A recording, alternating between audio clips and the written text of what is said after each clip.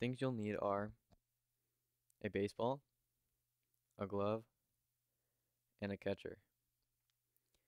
First, start by stretching out your arms and legs. Next, warm up by playing catch.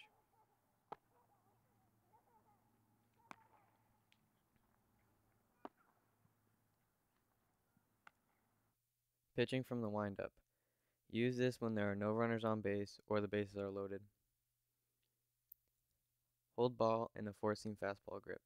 Position yourself towards home plate. Step with your opposite foot back. Bring leg up and across body. Then pitch the ball towards the plate.